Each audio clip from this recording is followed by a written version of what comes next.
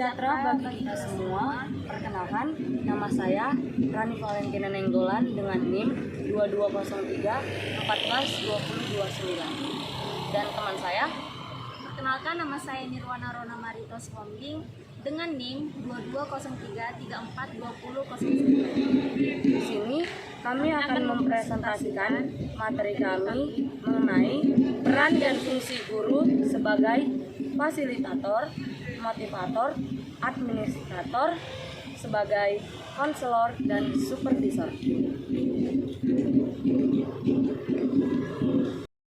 Topik: tugas dan jabatan guru. Jabatan guru sebagai pekerja profesional adalah pekerjaan yang dapat dilakukan oleh mereka yang khusus dipersiapkan untuk itu, dan bukan pekerjaan yang dilakukan oleh mereka yang karena tidak dapat memperoleh pekerjaan lain. Oleh sebab itu, guru memiliki kompetensi yang saling berhubungan, yaitu yang pertama, kompetensi pedagogik, yang kedua, kompetensi kepribadian, yang ketiga, kompetensi profesional, dan yang keempat, kompetensi sosial.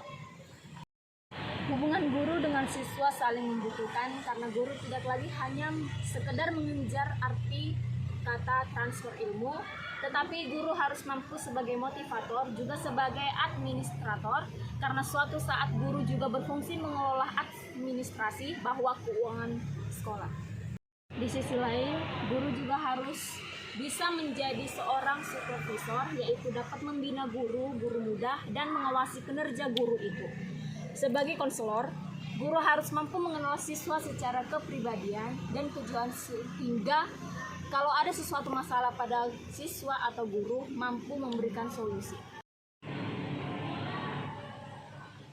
Adapun fungsi peran guru, yaitu yang pertama, guru sebagai fasilitator. Sebagai fasilitator, guru berperan dalam memberikan pelayanan untuk memudahkan siswa dalam kegiatan proses pembelajaran. Sebagai fasilitator, guru berperan sebagai pembantu dalam pengalaman belajar, membantu perubahan lingkungan, serta membantu terjadinya proses belajar yang serasi dengan kebutuhan dan keinginan. Guru berkewajiban melakukan tindakan sebagai berikut. Yang pertama, menciptakan iklim kelas atau pengalaman kelas. Yang kedua, membantu membuka rahasia dan menjelaskan maksud-maksud individu dalam kelas. Yang ketiga, mengimplementasikan tujuan-tujuan yang bermakna bagi manusia. Yang keempat, mengorganisasikan dan mempermudah serta memperluas sumber-sumber belajar. Yang kelima, menjawab ekspresi kelompok kelas dengan menerima kepuasan intelektual dan sikap emosional siswa. Yang keenam, memandang dirinya sebagai sumber yang fleksibel untuk dimanfaatkan oleh kelompok. Yang ketujuh, bertindak sebagai peserta anggota kelompok dan memberikan pendapatnya sesuai individu. Yang ke-8, tetap berhati-hati dalam pernyataan yang dalam dan kuat. Dan yang ke-9, berusaha menyadari dan menerima keterbatasannya sendiri. Sementara itu, guru sebagai fasilitator tidak hanya terbatas menyediakan hal-hal yang sifatnya fisik, tetapi lebih penting lagi adalah bagaimana memfasilitasi peserta didik agar dapat melakukan kegiatan dan pengalaman belajar serta memperoleh keterampilan hidup. Tugas fasilitator ini dapat dilaksanakan antara lain dengan membuat program dan mengimplementasikan dengan prinsip pembelajaran aktif, edukatif, kreatif, dan menyenangkan. Sebagai fasilitator, guru tidak hanya menjadi dirinya sebagai sumber belajar utama, tetapi juga memanfaatkan sumber-sumber lainnya seperti perpustakaan, laboratorium, para ahli, bahkan siswa sendiri pada situasi tertentu. Oleh sebab itu, guru sebagai fasilitator ini tidak hanya berupaya untuk membantu menyediakan hal-hal yang sifatnya fisik saja. Di sini guru juga berupaya bagaimana membantu peserta didiknya dalam hal pengalamannya pada saat proses belajar, yang dimana guru di sini berupaya bagaimana memfasilitasi siswa sehingga akan dapat memberikan kemudahan dalam belajar dan akan membuat siswa bisa memperoleh pengalaman hidup. Sebagai fasilitator, guru harus mengembangkan pembelajaran aktif. Pembelajaran yang seperti ini akan memberikan ruang yang cukup bagi prakarsa, kreativitas, dan kemandirian sesuai dengan bakat, minat, dan perkembangan fisik serta psikologis peserta didik. Ada 4 komponen utama pembelajaran aktif yang harus dipahami guru. Yang pertama pengalaman, yang kedua komunikasi, yang ketiga interaksi, dan yang keempat refleksi. 2. Guru sebagai motivator.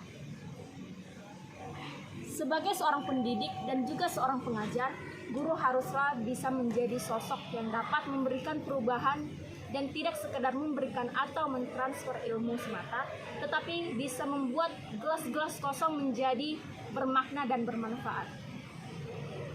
Tumbuh jiwa-jiwa berkelas dan berpraktek tangguh, dan tak kalah pentingnya adalah bisa memberi nilai tambah pada kualitas manusia yang dididiknya.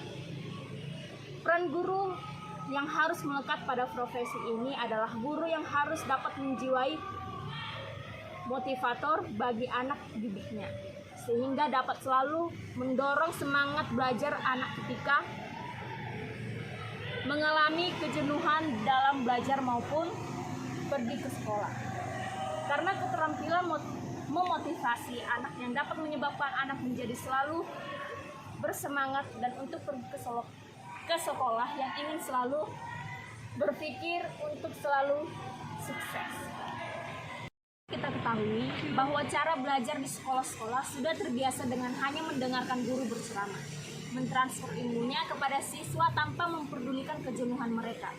Kadangkala guru tidak memperdulikan mereka mengerti atau tidak materi pelajaran yang telah disampaikan, sehingga ketercapaian belajar tidak pernah terpenuhi. Untuk itu, motivasi yang harus selalu diberikan kepada para siswa adalah menanamkan hal-hal sebagai berikut. Yang pertama, menekankan kemandirian atau selalu percaya diri, tekun mengerjakan tugas-tugasnya dengan lebih antusias, lebih tekun, dan hanya berpikir selalu berhasil. Kedua, mengetahui potensi dirinya dan kapabilitasnya dalam menghadapi rintangan, serta menggunakan kemampuannya untuk mencapai kemajuan dan memperbaiki segala kekurangan yang ada pada diri anak didiknya. Yang ketiga, membangkitkan rasa keingin-tahu siswa untuk selalu belajar dan menggali ilmu. Yang keempat, fleksibel dan dapat beradaptasi dengan perubahan situasi, serta dapat mengambil pelajaran dan pengalaman yang berharga. Yang kelima, dan tak kalah pentingnya adalah menyadari tanggung jawabnya sebagai seorang siswa. Itulah sebagian dari tugas kita sebagai seorang pendidik yang harus dapat membangkitkan semangat dan motivasi siswanya agar dapat mencapai cita-citanya kelak. Yang ketiga adalah guru sebagai administrator. Seorang guru tidak hanya sebagai pendidik dan pengajar, tetapi juga sebagai administrator pada bidang pendidikan dan pengajaran. Partisipasi guru dalam administrasi sekolah sangat penting dan menjadi keharusan. Nah, seorang guru tidak hanya sebagai pendidik, melainkan juga sebagai administrator pada bidang pendidikan. Karena itu, seorang guru dituntut bekerja secara administrasi, teratur, yang segala pelaksanaan dalam kaitan berprosesnya, belajar mengajar perlu diadministrasikan secara baik. Hal itu semua dilakukan agar guru benar-benar menjadi seorang pengajar serta pembimbing yang profesional yang dituntut pada era ini. Selanjutnya, dalam hubungannya dengan kegiatan pengadministrasian, seorang guru dapat berperan sebagai berikut. Yang pertama, yaitu mengambil inisiatif, mengarahkan, dan menilai kegiatan-kegiatan pendidikan. Hal ini berarti guru dituntut serta memikirkan kegiatan-kegiatan pendidikan yang direncanakan serta nilainya. Yang kedua, wakil masyarakat. Wakil masyarakat ini di dalam lingkungan sekolah, guru menjadi anggota suatu masyarakat. Guru harus mencerminkan suasana dan kemauan masyarakat dalam arti yang baik. Yang ketiga, orang yang ahli dalam bidang pengembangan. Guru bertanggung jawab untuk mewariskan kebudayaan kepada generasi muda yang berupa pengetahuan. Dan yang keempat yaitu menegakkan disiplin. Guru harus menjaga agar tercapainya suatu disiplin. Yang kelima, pelaksanaan administrasi pendidikan. Di samping menjadi pengajar, guru pun bertanggung jawab akan kelancaran jalannya pendidikan dan ia harus mampu melaksanakan kegiatan-kegiatan administrasi. Yang keenam, yaitu memimpin generasi muda. Masa depan generasi muda terletak di tangan guru. Guru berperan sebagai pemimpin, mereka dapat mempersiapkan diri untuk menjadi anggota masyarakat yang dewasa. Dan yang ketujuh, hal yang terakhir yaitu penerjemah kepada masyarakat. Nah, artinya di sini guru berperan untuk menampilkan segala perkembangan kemajuan dunia sekitar kepada masyarakat, khususnya masalah-masalah pendidikan. Yang keempat, guru sebagai supervisor. Guru sebagai supervisor yaitu mengawasi pelaksanaan proses pendidikan dan lainnya dengan memantau, memeriksa dan mengendalikan setiap kegiatan dan tindakan pada setiap proses pendidikan dalam kelas dan bertujuan untuk memperbaiki situasi belajar mengajar di dalam kelas. Guru sebagai supervisor yang harus melaksanakan tugas dan tanggung jawabnya hendak mempunyai persyaratan yang ideal. Dilihat dari segi kepribadiannya atau personality, syarat-syarat tersebut adalah sebagai berikut. Yang pertama, guru harus mempunyai pri kemanusiaan dan solidaritas yang tinggi, dapat menilai orang lain secara teliti dari segi kemanusiaan serta dapat bergaul dengan baik. Yang kedua, guru harus dapat memelihara dan menghargai dengan sungguh-sungguh semua kepercayaan yang diberikan oleh orang-orang yang berhubungan dengan dewasa. Yang ketiga, guru harus berjiwa optimis dan berusaha mencari yang baik, mengharapkan yang baik dan melihat segi yang baik. Yang keempat, hendaknya bersifat adil dan jujur sehingga tidak dapat dipengaruhi oleh penyimpangan-penyimpangan manusia yang terjadi saat ini. Yang kelima, guru harus berjiwa terbuka dan luas sehingga lekas dan mudah memberikan pengakuan dan penghargaan terhadap prestasi yang baik. Yang keenam, guru hendaknya jujur, terbuka, dan penuh tanggung jawab. Dan yang ketujuh yaitu sikapnya harus ramah, terbuka, dan mudah dihubungi sehingga murid-muridnya pun yang memerlukannya tidak dapat ragu untuk menemuinya. Dan yang ke-8 yaitu terhadap murid-murid, guru harus mempunyai perasaan cinta sedemikian rupa sehingga ia secara wajar dan serius mempunyai perhatian terhadap mereka. Guru merupakan sosok yang sangat berarti dalam pendidikan. Dengan adanya guru, orang-orang bisa menjadi pintar. Alangkah baiknya guru mengerti tugas dan tanggung jawabnya. Peran guru sebagai pendidik atau narturer merupakan peran-peran yang berkaitan dengan tugas-tugas memberi bantuan dan dorongan seperti motivator atau supporter. Tugas-tugas pengawasan dan pembinaan supervisor ini serta tugas-tugas yang berkaitan dengan mendisiplinkan anak agar anak menjadi patuh terhadap aturan-aturan sekolah dan norma hidup dalam keluarga serta masyarakat. Tugas-tugas ini berkaitan dengan meningkatkan pertumbuhan dan perkembangan anak untuk memperoleh pengalaman lebih lanjut serta penggunaan kesehatan jasmani, bebas dari orang tua dan orang dewasa lain, moralitas tanggung jawab kemasyarakatan, pengetahuan dan keterampilan dasar serta persiapan. Nah, untuk perkawinan dan hidup berkeluarga, pemilihan jabatan dan hal-hal yang bersifat personal atau spiritual, oleh karena itu guru dapat disebut sebagai pendidik dan pemeliharaan anak. Guru sebagai penanggung jawab pendisiplinan anak harus mengontrol setiap aktivitas anak-anak agar tingkat dan tingkah laku anak-anak tidak menyimpang dengan norma-norma yang ada. Peran guru sebagai model atau contoh bagi anak. Dan yang terakhir yaitu guru sebagai konselor. Guru harus mampu melakukan kegiatan seperti kegiatan bimbingan dan konseling dalam pendidikan yang diselenggarakan oleh pejabat fungsional yang secara resmi dan dipahami guru pembimbing atau konselor. Dengan demikian, kegiatan bimbingan dan konseling di sekolah merupakan kegiatan atau pelayanan dengan dasar keilmuan. Untuk menjadi pengampu pelayanan bimbingan dan konseling tersebut, ada beberapa kompetensi,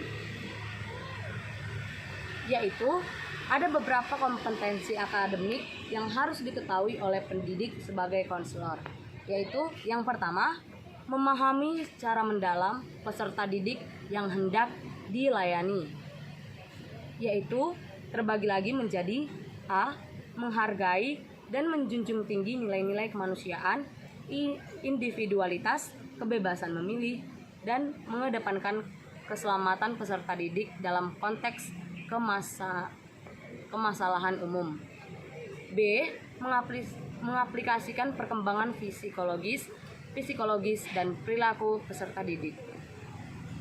Yang kedua, menguasai landasan teoretik bimbingan dan konseling. Terbagi lagi yaitu A. Menguasai teori dan praksis pendidikan.